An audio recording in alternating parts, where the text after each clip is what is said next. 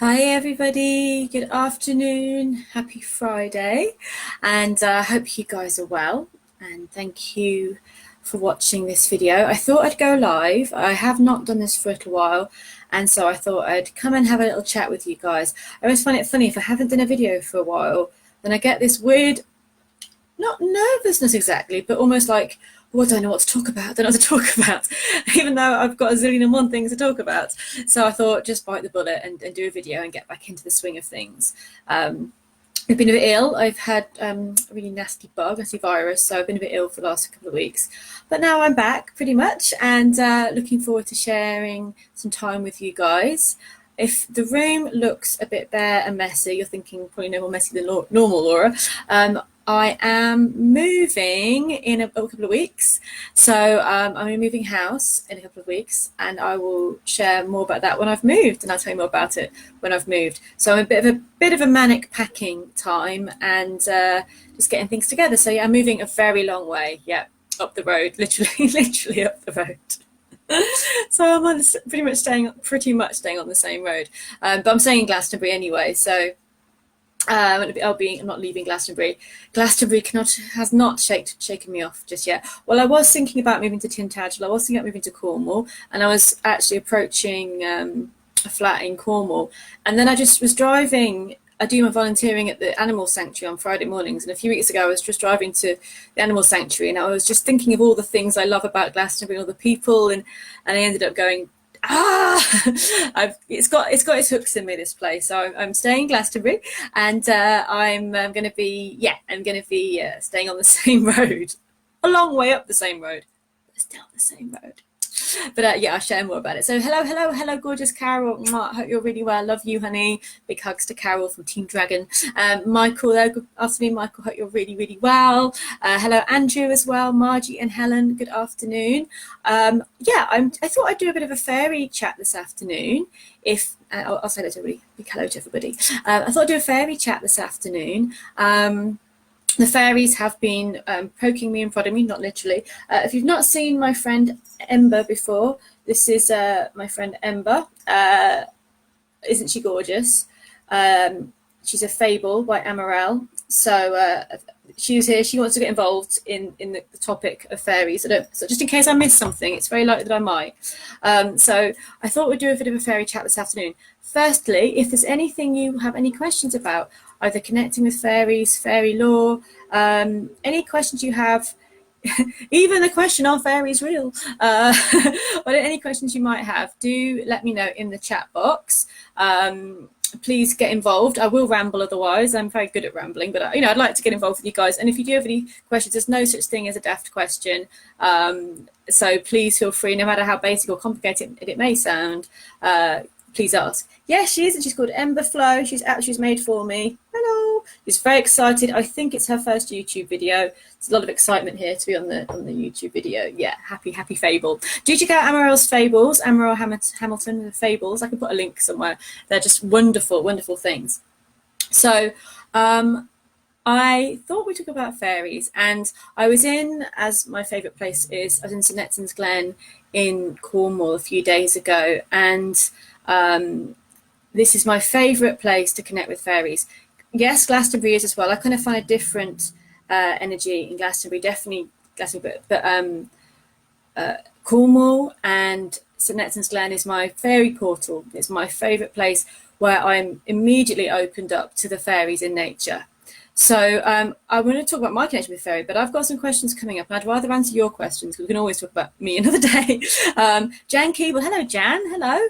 What's a fairy's favourite food? Well, that's a fabulous question. That's a fabulous question. I love it. I find that there's as many types as fairies as there are animals, or maybe more. So I often find we say the word fairy, it's literally an umbrella term for so many different beings. And there's some fairies obviously have different tastes to others depending on where they are. Are they ocean fairies? Are they kind of flower fairies? Are they kind of wild, or are they, of the fire? So saying fairy can sometimes be like looking at all the animals in the world, but you've just seen a chicken, so you decide that every animal on planet Earth is called chicken. It's kind of that sort of thing. But as a guide, unless you get any guidance otherwise, unless you get any strong feeling, I mean, I would definitely ask the fairies what they want to eat. But usually the favourite food of fairies, per se, seems to be honey, cream, mead, milk. So you can see these beautiful natural offerings, the sweetness of life, the cream of life, the beauty of life. I would say things that are natural without as many preservatives. I mean, to be fair, I've given them fairy cakes before, and that all went down very, very well. Mr. Kipling's finest fairy cakes. But if you're looking at the favourite, and to get lots of good literal brownie points, things like honey, milk, cream, mead, those sorts of things, like fruit wines, those kind of things are really, really well thought of. Maybe homemade bread. That's really simple, good, wholesome food, basically, with a bit of the sweetness of life is what the fairies love as a whole, unless you get any guidance otherwise. And if you're kind of setting out creating a fairy altar, then, and you want to open up to connection with the fairies, then yes, creating an altar and offering something like some honey, a little bit of mead, or a little offering that like that is generally a really good way to connect with the fairies. It was tradition that families and farmers particularly would leave a fairy plate out in the corner of the field or in the garden. So they would leave, not leftovers as such, but they would leave a little fairy plate of food on the field, the corner of the field, to ensure the fairies are happy and ensure the crops would be growing well. And it is a tradition to leave a bit of a plate of food for the fairies. If anyone saw American Gods was it last year? It was last year, wasn't it? And in it, one of the characters left out an offering for a leprechaun, and for the whole life that she did this, the leprechaun came to her. So the little fairy plate of food was given in that as well. Now, as a question that almost I missed, but I didn't. I can't remember who asked it though, so it went up really quickly. Was that, are fairies in the same realm as the elemental beings? That's a really, really interesting question. I mean, again, these are just my opinions. It's just an opinion about it. When I feel that when we connect with the fairy other world, when we go through that portal, when we kind of go between the worlds to connect with fairies, there's lots of veils and layers. There's lots of depths and different spaces we go to. And for me, the elemental kind of right at the cornerstone, the primal building blocks. So yes, I feel it's the same kingdom, but I also feel it's a different veil. Like the fairies are shapeshifters, they can move through those different layers, and elementals can too. But the elementals have their job looking after the elements. So they look after the water, look after the fire, look after the air, and I feel like they're more fixed in the place that they serve. Whereas a lot of fairies can kind of move through a lot. I won't move my hand too quickly because I don't think it can cope. I know, did we have any more questions? I've scrolled up. I'm just going to scroll up again because I don't want to miss any. So hopefully, Andrew, that was a little bit helpful. Yes, I think so. I would say so, but I would say that realm is like an onion skin of so many different layers that are permeable. That's my opinion anyway.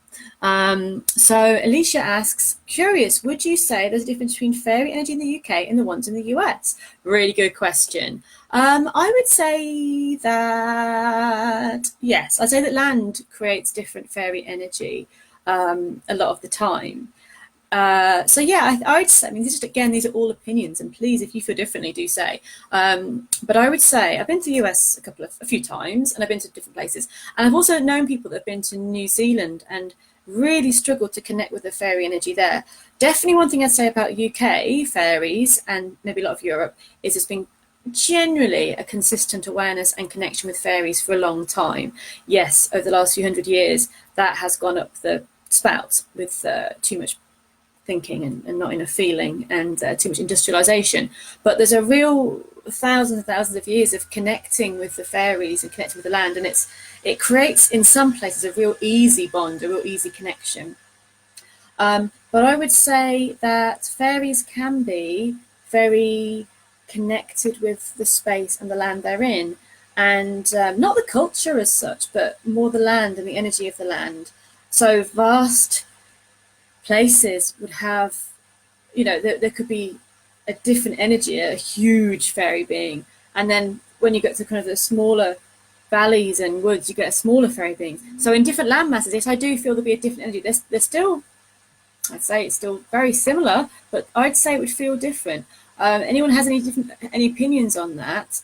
I'd say there is a difference in fairy energy, and I think all over the world there is, and that's what makes it lovely. There seems to be a vibration in different countries and how people have worked with fairies, like how different people have connected with fairies or haven't. So if you're in a place where there hasn't been much human fairy contact, then you'll find that there might be either a lack of picking it up, or a sense that the fairies just don't want to, or if they've been abused by industrialization and the land has been abused, then you may find that it can be quite hard to make that contact, but you still can.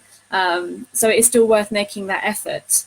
So yeah, I do think there would be a little bit different, and I think because as every land feels different, I think the fairies also resonate differently. Again, my opinion. Thank you, lovely Alicia. Hilda, hello, Hilda says, I have a fairy garden. Someone said they like you to leave a drink of whiskey and something that glitters. Is this true? Irish fairies? Yes. Yeah. Whiskey's good, mead's good. I mean, I think natural alcoholic drink. They do like the alcoholic drinks, absolutely. The gift of giving something, just giving something genuine, is generally what the fairies like. Whiskey is a pretty safe bet with the Irish fairies, but so is cream or milk or honey and that kind of thing. I say something that glitters, yeah, but I think with this day and age, unfortunately, we've got so many manufactured. Well, I'm totally guilty of buying much glitter, so I've been more eco now, but in the past I have bought lots of glitter. And the key, I think, with any fairy contact is if you can make your gifts as biodegradable, as loving and forgiving to the environment as possible, then you're going to make a better fairy contact. Please don't leave things out that will not biodegrade, that are going to pollute, entangle, get eaten by animals, be poisonous for them. All that does. I mean, I know you know all of this, but I just want to say it because I often go to places and see very pretty things tied to trees or left out, but there's stuff that's not going to rot. It's not going to degrade. And in fact, it's littering up the environment. And that's what the fairies do not like. So, yeah, leave a drink with the fairies. Maybe spend some time in that, maybe make a little space in that garden that's just for your connection with the fairies. And go there as regularly as you can and just be. You don't have to do anything. You don't have to have huge meditations if you don't wish, or huge rituals. But just being in that space can be absolutely amazing.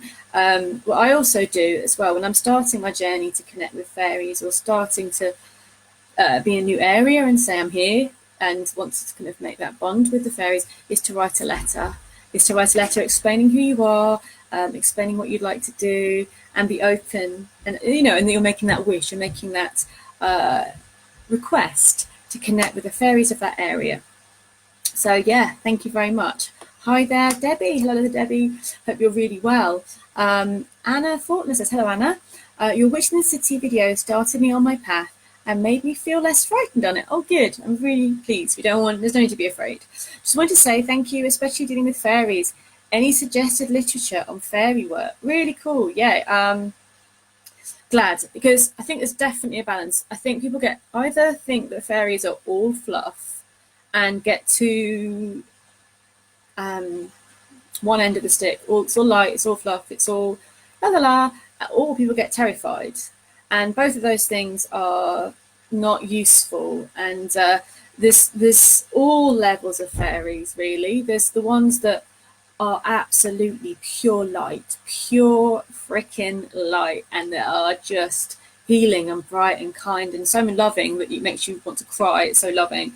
And then you get different elements. You get cheeky fairies, you get mischievous fairies, you get generally helpful fairies, you get fairies that don't care if you're there or not. And then you get the ones on the other end that are a little bit, maybe they don't understand that people aren't able to swim in deep water.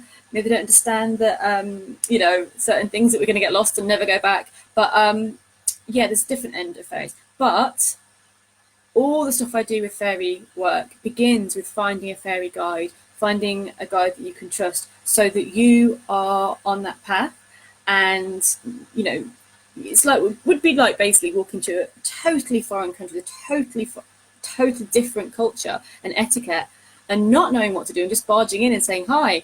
And, you know, you're likely to offend someone or do the wrong thing.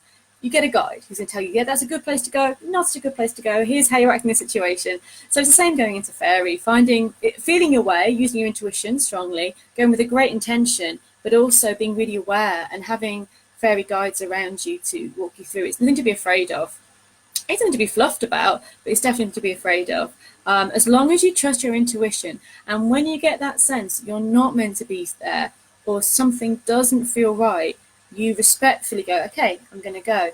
There's a lot of really tuning in and working with yourself and your intuition and just feeling your way with Faerie. I've had situations where me and my friend lovely Zoe Hind, we were walking on Hampstead Heath at night, as we did a lot when I was living in London. Midnight, full moon walks in the Heath, beautiful, around Samhain or summer, and we walked right into what we call the Fairy Woods, which is right at the very heart, really in the thick of the Heath. And this owl screamed. And we went, we'll just keep walking. And then the atmosphere got a bit strange. And you know when the air goes a bit cold and I don't want to be here way. This owl screeched again. I think it screeched one more time, and we just both went, we will go. We are not welcome here. We'll go. And we came out of that area, and it's like, oh, we could breathe. And I think if we'd have pushed against that intuition, pushed against those warnings from Faerie, then we probably would have got ourselves in a bit of a mess. And you don't want to, you don't want to go where you're not welcome. And we went out and we had a lovely ritual in the right place. Everything was fine. So I think it's things like that, just trusting your senses in these situations really helps as well. Literature, there's lots of really good fairy books. Might be another one coming out at some point soon. But yeah, there's lots of good fairy books. I've got a big list of the ones that I love. Got Fairy Craft by Emily Carding, Fairy Craft as well by Alison Geddes Ward. Blah, blah, blah, blah. I've got loads of them. I really like this one. Actually, I was just rereading this one. I met this lady at Fairy Tale. It's not so much a guide to how to work with fairies. It's more about a journey to finding and discovering fairies. That's by Signe Pike, Fairy Tale. I met her in 2011 or 2012 when she'd written that book, and it was a really lovely journey into finding out about fairies. But what I'll do is I've got quite a lot of fairy books, so I'll make a list and I'll put it up so you can have a look if you want to get some hints and tips on any of the books. So, hello, Michael. He says, I'm having a cheeky listening at work, so I have to dash without warning. Question, what is a male fairy called? Really good question as well. Again, fairies are umbrella term. The word fae is to enchant, the enchanted ones. They are the fates. So the word's fairy, the meaning of the word is to enchant, and it comes from to fate, fata. Fairy. So we're looking at beings of fate, we're looking at beings of enchantment, and that's kind of for both, male and female. But you do get certain types of fairies that are the pixies that can often be more masculine. You can get the gnomes, which are often more masculine, and the dwarves as well. Not saying there's not female dwarves. It reminds me of Gimli in Lord of the Rings, and he's saying, but I think there are female dwarfs. But there's some fairy beings come into more masculine energy, and that is more the gnomes, the pixies, the dwarfs. But there will be female then, but they're more those. So you could call them pixies, you call them elves if you wish. It's find out what works for you, really. And again, ask the fairies, because fairy is thought of more feminine. But again, that's the umbrella term that goes over the whole different connections of fairy. But you could say pixies, you could say elves, if that feels more right, because it feels more masculine for you. It feels that feels more accessible for you. That would be cool. So I hope you managed to get that in the middle of work. You've got Nina there. Oh, thank you, Andrew. Nina says, blessings. Hello, Nina. Good afternoon. Since I was a child, I have listened to the fairies singing. Oh, their love is something so beautiful. I love your videos, your songs and everything. Oh, bless you. Thank you for the enchanted vision. Oh, that's really kind. Thank you, Nina. Thank you so much. And that's a really lovely thing that I wanted to bring in as well. Voice and song and the gift of singing is something that is really a huge gift for fairy. It's funny because what we as humans think of as gifts can be things like, I want a thing, I want £1,000,000 in a car, spangly dress, and all those things are great. But actually, there's something so pure about fairy and so deep that a gift from your soul, a gift of you and your emotion, and something beautiful from that moment, such as a song or a chant or a poem or an expression of something or a dance, that is the most perfect gift and the most appreciated in many ways. You don't have to be able to sing. You don't have to be so prepared this overture for you. I like just to go, particularly in the woods, maybe in birch woods. I find birch woods and elf energy very entwined, and just begin to sing and allow. And this focus that being on a gift for the fairies. It could be a song that you've already written or you like, or it could be just noises, intoning, allowing it to come out. It's healing for you, and it's really well received by the fairies. It's such a gift. So yeah, song is a very powerful way. For me, there's different gifts. There's gifts you can give to leave that are lovely, and there's gifts you can give of yourself. And that's a deeper connection. I feel like if you can give something of a song to the fairies, to the elves, it's magical and enchanted. So don't worry if you can't sing. It's not can't. I think everyone can. Don't worry about it. But to give that is beautiful. And you're right. The love of fairies, of connecting with the fairy realm and connecting with the heart of nature, it's so overpowering and beautiful. It can be. Yeah, it can be a bit whoa at times. It can be hilarious at times, and it can be a little bit annoying at times. But the deep feeling of connecting with the fairy kings, to connecting with the beings of the earth who show unconditional love, who help us learn that ourselves, pours from the heart. So for me, connecting with fairy, and I know this is what other people have said as well, it isn't from our human brain, it's from the heart. It's opening and allowing the gates of your heart to be open and be in tune with nature, and allow the fairies to connect with us through our hearts. So if we're very closed, it's very hard to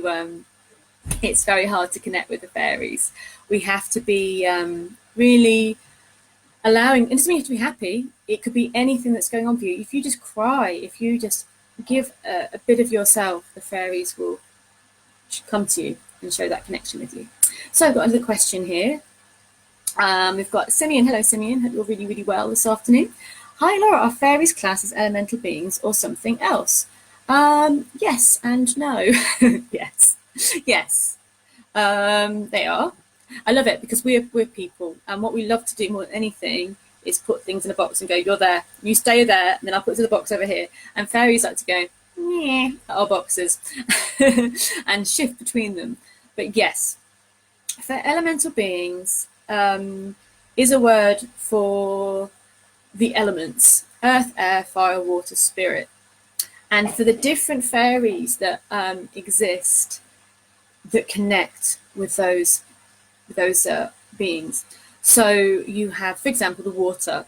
The elemental beings of the water are called undines. And yes, you could also say they are fairies, but they're slightly different, like I mentioned earlier, to other fairies, because they've got a very specific job, a very specific role, and they are more water. They're more in tune with the water. They are connecting with the water, and their job is to clean and move and fresh the water and allow the water to be healthy.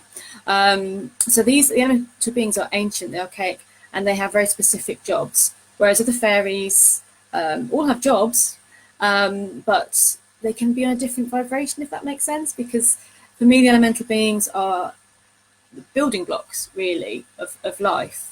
So I hope that makes sense, Simeon. But yeah, I would say they are classified as elemental beings, but there are also many other things as well. Like you've got fairies, of course, flower fairies. Now, if you're just getting into connecting with fairies, flower fairies are the best or the easiest way to connect with fairy beings. So if you would like to start your journey of opening up to fairies, flower fairies are very friendly as a whole to people. And you can do that because you probably have a space where you can either have a garden, a balcony, or a pot plant. So I've got all the slamming. I don't know if you can hear the slamming. I apologise for all the slamming that's going on.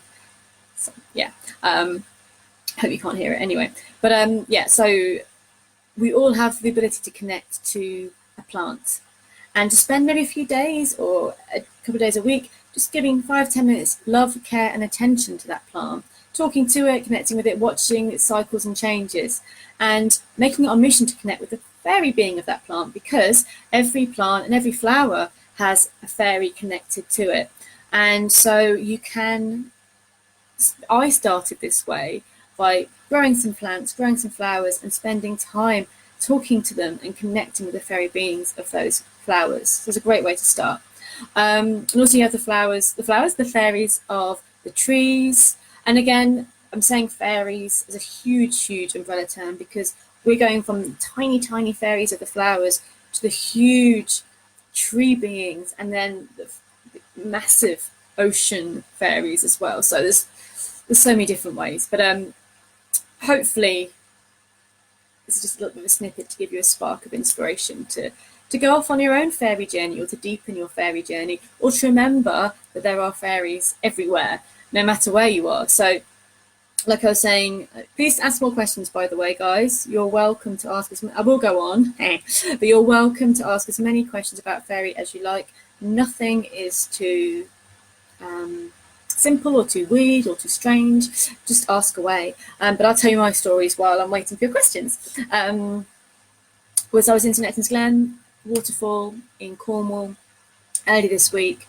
and for me, you walk into the woods there and there are elves everywhere. For me, that is such a between the world space. You don't have to really try too hard to feel you're between the worlds. You're kind of really walking into that portal. And then when you go towards the waterfall, there's the spirits of the waterfall. There's the spirit of place, and there are the water spirits. And for me, there's a whole family, a whole world of fairy beings there. And I was just doing some drumming, and I was being shown by the fairies the lack of water, because we've had such a dry spell in the UK at the moment. For us, you know, we're not used to all this warm weather. We get a bit crazy. So we've had a really lot of hot weather, and the waterfall was very low. And I was drumming, and the fairies are showing me just water coming. So it was a water song. They wanted to bring back the water. They wanted to feel that the vibe of the water moving forward again. And yeah, each body of water has its sacred fairy spirits, as well as the water itself having the sprites and the water undines that look after it. So you have so many fairy beings. And also if you have interest in animals and animals have their own fairy beings that look after them as well. So obviously I could go on all day talking about different fairy beings. There are ones that are very connected to nature, very connected to the flowers, plants, and their job is to work with them. There are others who connect more with us, or are more on a human level. They're not human, but on more on a level where they are beings that have ancient beings that can connect with us, and we can connect with them if they allow it. So this often our fairy guides will be kind of more these kind of beings that connect with us and can share their wisdom with us. I mean, the fairies are also the shining ones, the old gods that have gone to underneath the ground, as all the myths say. So they've been given the name of fairy as well. But again, as we remember from earlier in this video, fairy means fate, and the fates and enchant. So it doesn't mean that they're tiny, it means that they're enchanting and governing the fates. Okay. More questions, fabulous. Because I do gabble on, don't I? From the lovely Helen. Hello, Helen, good afternoon. She says, hello, Andrew, it's 2 a.m. Saturday here, wowzers. Good morning. Helen says, Laura, can you see the fairies or do you sense them? As a whole, sensing, but seeing has happened. Sometimes the rarest kind of seeing is full-blown manifestations where you see something and then you look again and it's not there. Or you see something and it comes towards you. I have had a few of those where they've been there and I've thought that they were there in my domain, and that's happened a few times. But usually it's sensing but seeing, but not seeing like I would see Ember here, not seeing quite like that. But I can see where they are. I call it seeing because I know where they are sometimes. You know, you can just you sense the energy change in a certain place. You can feel the giggling, or you can feel this connection. And even though that wouldn't be, I couldn't probably tell you, look there, you'll see it too, but I'll know where something is and kind of see it, because fairies do go in the realm of the imagination. So you will maybe have an impression or a feeling or something that's coming into your mind that they're allowing you to see. Generally sensing, sometimes full-blown seeing, and then sometimes something kind of in between. I remember once I woke up in the morning really early, and I kind of opened the curtains, and I kind of saw little mice fairy beings with little what was that, going, shit, kind of like, she's seen us. Like, she's not awake at this time. That was quite funny. And then I went back to bed and I went, did that actually happen? That's usually it happens with fairies, that in between when you go, did that actually happen? But it did. On some level, it did. Alicia says again, so would you say fairies are like the soul of nature? Yeah, I would say that is the heart of fairy is the soul of nature. Yeah. And it's the expression. I mean, fairies are definitely their own beings, you know, they are their very own beings. But they are, to me, yeah, that sounds like a good thing to say. The heart of fairy is the soul of nature. Yeah. And that doesn't mean they're all kind of soul in all its ways, soul in its kind of earthy way, soul in its dirt and grime way, as well as its air and shine way, and you know, soul in all its way. Yeah, I like that, Alicia. I think that's a really nice way of saying it. They're expressions of the soul of nature, and we are also nature. I think we made the mistake of going, go out into nature and be in nature, but actually we are nature. We just need to remember it more often. So yeah, I can go on a bit longer if you like. It's up to you guys, really. If you've got any more questions, feel free to ask. I'll just give a few more hints and tips on getting going, connecting with fairies. Yeah, for me, trees are, like I said earlier, fairies from flower fairies are exceptionally, as a whole, you know, not all of them, quite friendly. Flower fairies are, if we look after them, if we nurture them, they do let us know when we haven't looked after them well as well. And then trees. Now, there's so much lore about trees, and trees, tuning into trees that you really feel connected to is such a gift. It's such a friendship you can build with the tree and the spirits of the tree. So kind of when you connect with the tree, you're connecting with the fairy spirit of the tree, so the big fairy of the tree, but you're also connecting with maybe the gnomes that look after the ground, the roots. The gnomes are all about the earth and the connection to the roots. And then you've also got the fairies that are bringing the leaves into green and the nuts into full bloom and all that kind of thing. You've got every little bit, the seeds, everything, the fruits and the nuts, the fairies that take care of that. So you're kind of, when you connect with the tree, you're connecting with a whole family of fairy beings. But you can get a lovely, powerful, healing, supportive connection with with the trees and the tree fairies as well. So it's really worth, again, following your intuition, following your gut, just going for a walk and seeing. I'd like to see, for me, you kind of maybe half close your eyes and just allow your vision to see where the air's moving, what's pulling you, what's drawing you in, what's not appearing to you, and go towards a tree or a space that feels right for you. And connect with the tree fairies. It's a perfect time of year because everything's in England and in the UK, in the Northern Hemisphere, everything's in full swing. Everything's beautiful and out there, and you can just go and be and sit with the fairies. So hi, don't talk. Hi there, Heidi. You come a little late for life. That's okay. Did I catch that you're writing a book on fairy? Maybe. There could be an announcement soon. There might well be. I hope so, yeah. I'm excited. I'm very, very excited. And the fairies are excited too. A little bell on the... Ember wants her own chapter. We'll see about that. Yes, thank you, Heidi. Hope you're really well, and thanks for getting involved. Zoltan here. Hi, Zoltan says, have you heard of the law of the fairy witch who lives in the elder tree? So yeah, I mean, I might not know the law that you're speaking of, so do share any wisdom about this with me.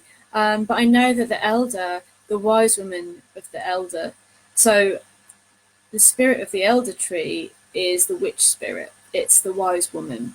And when you have the elder in her full bloom and you have the elderflower blossoms, you have the maiden, you have the beautiful side. And then as it goes to berries, you have the mother, and then you have the crone. She is, in funny ways, people often fear that energy, but the elder is the wise woman tree and she's the crone. But so I think because she's been associated with the crone and with the wise woman, the fairy witch law would have gone along with that. But do tell me anything that you have to share, Zoltan. That's really, yeah, I love the elder. I love Great Mama Elder, and she takes care and she's very wise in giving. And it's funny how it has a bit of a bad or scary reputation because elder is one of the most beautiful, tasty and lovely fruits and kind trees that there are. But there we go. Right, I'm just checking if you've got any more questions. If I've missed any, do feel free to ask a couple more. I'm going to be maybe in for another 5-10 minutes if you fancy asking anything else. I don't think I've missed anything so far. If you would like to stay to learn any more about fairies, yes, I might well have a book coming out about fairies. Yeah, no, I look more to, but yeah, the fairy witch and the crone of the elder. Because she's always the wise woman. The elder is the wise woman tree.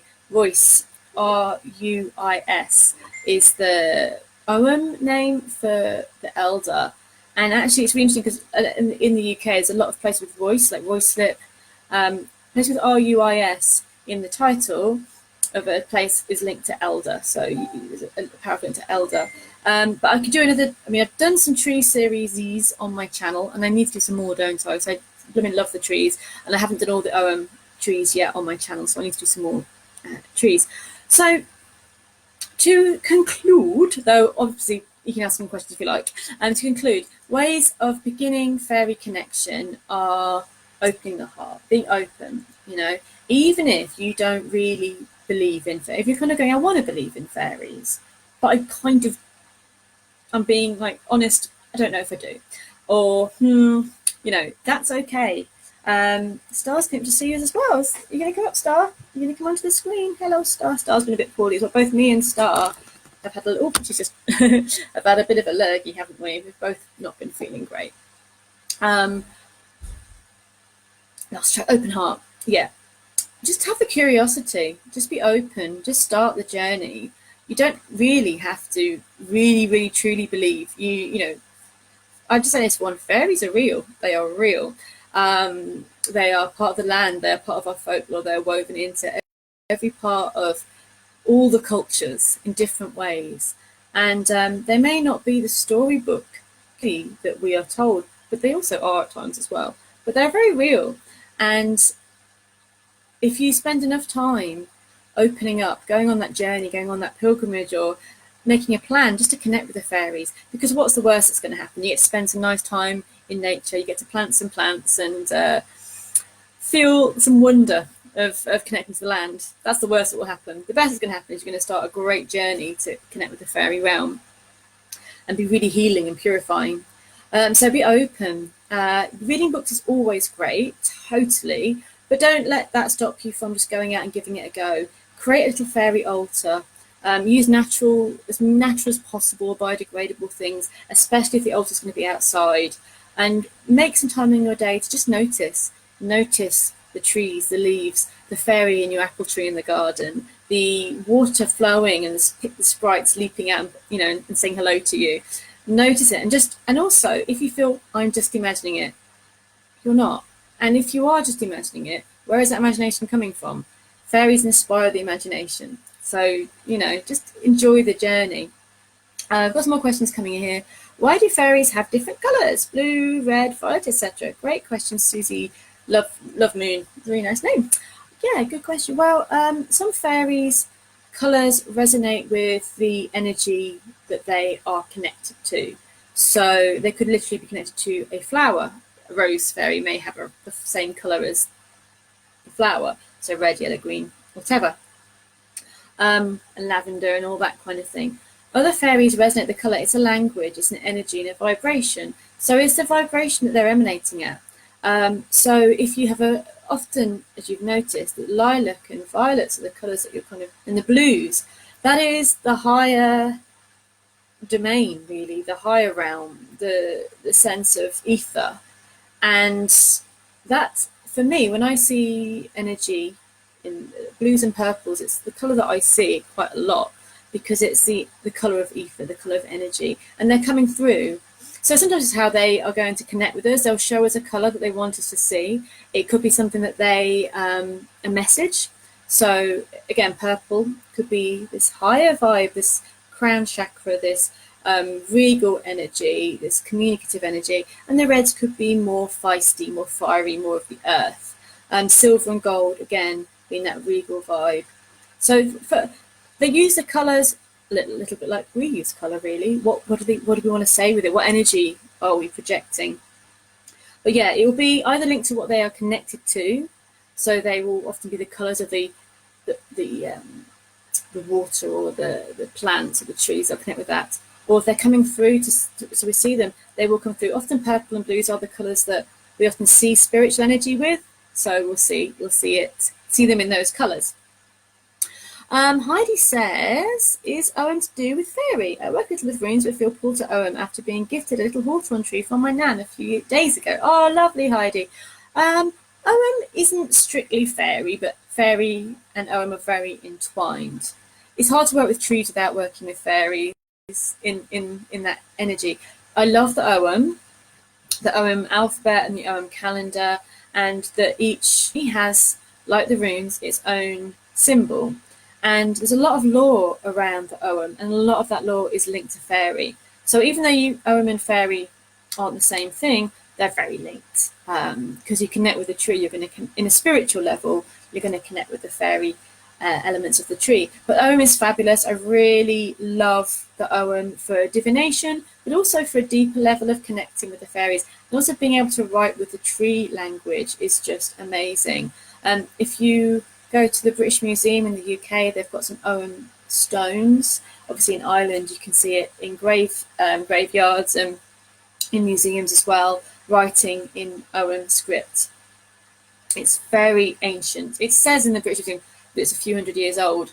Really not. It's ancient, an ancient language. And I think one that before I did read somewhere that people would use their fingers and their shins or their arms to kind of to spell out the Owen. So it'd be like a secret code as well.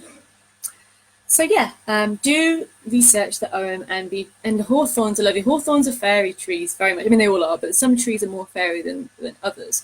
And hawthorn is very much a fairy tree. It's a guardian tree, a boundary tree, and it's a tree of fairy connection. So thank you. I've got Zoltan here saying, how did you choose Germany for the next Goddess Awakening Festival? I mean, you're one of the main organisers, right? No, I want to go. I'm not anything to do with that, actually. I'd like to know more about it, but no, I am not an organiser of the Goddess Awakening Festival in Germany. I'd like to know more about it, but I'm not, no. I would come to Germany. I do go to Holland quite a bit to do workshops, and Germany would be cool as well, but that's not to do with me, actually. And I will look into it. But talking of Goddess Awakening, my course, Goddess Awakening, is starting on August the 13th. So if anyone wants to connect with the different archetypes of the goddess, then Zoltan's given me a little plug there to talk about it. If you do want to get involved, it's an 8-week online course to connect with 8 different archetypes of the goddess. So we go through Mother, Maiden, Wild Goddess, Lover, Warrior, Queen, Dark Goddess, and then the Crone. So we look at all the different facets of the goddess within and without. And also, if you're interested in fairies, Fairy Awakening course is running in October, and there's a super early bird price on our website now if you want to go and learn more about fairies. We do a 7-week immersive fairy course, so that's really lovely if you want to get involved with that. Go to my website, all the W's, LauraDelligan.com. Oh yeah, I want to show you my crystal as well, my fairy crystal. I'd be to see how magical it is from here. But look, this is my little fairy house crystal. You can't see how beautiful it is. It won't do its justice. But is a quartz. What's it called? A phantom quartz or a garden quartz? It's called something if you like. And inside, it's like a whole world of moss and magic. And I got this from St Etienne's Glen in Cornwall. And for me, it's little bubbles in there and little moss. You know, this you can connect with the fairy beings of crystals as well. And these can be, crystals like this can be a really good gateway between connecting with our realm and the realm of fairy. So if there's no more questions, that's all right. That's fine. No worries, Alton. That's fine. I don't mind you asking. To complete the finale, unless you have any more questions, don't feel scared to connect with fairy. Don't feel intimidated. These are human things that are stopping us from our natural and ancient connection with the fairy race that was a lot closer a long time ago. Be respectful. Don't walk in where you're not welcome, and just be safe like you would do with anything. But be polite, but don't be overly rigid and scared. Put that intention, pure intention out there. Do it today if you would like. Even go and sit in the garden in the park and be open and say, I would love to connect with fairy and the beings of fairy in this place. I would like to meet a fairy guide on these journeys. Maybe make a little altar, nurture your garden. As I always said in my fairy videos on my YouTube channel, pick up litter. Take a bag out and pick up some litter, so that when you're on your nature walks, the fairies really appreciate action. They appreciate people making a difference, not leaving kind of plasticky residue everywhere and taking litter away when you go so that the place is unspoiled. They do not like crisp bags in their sacred sites. So that always helps. To make good gestures, fairies will not listen to what you say, but listen to what you do and what's going on within. So you could say, I am the priestess of blah de blah de blah. That's wonderful. But if you're not going from the heart and you're not genuine and wanting to help them with their work, then they're not really that interested. Caroline Hall says, where do we find the information about your course? Very good question, Caroline. You and Zoltan are good to help me plug my things. So basically, if you go to all the W's, LauraDelligan.com, I'll put the links down below, LauraDelligan.com.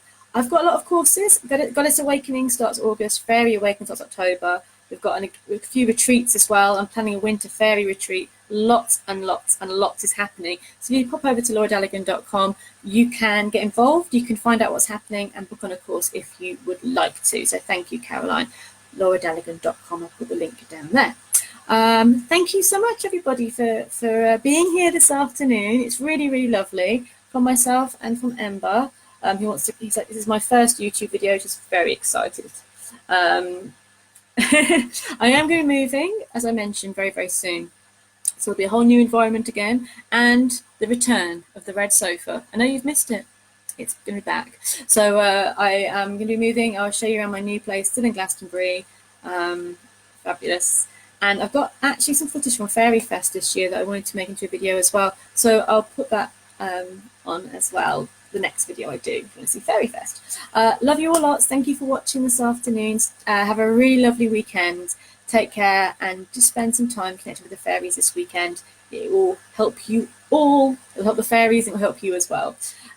Take care. Lots of love. Bye.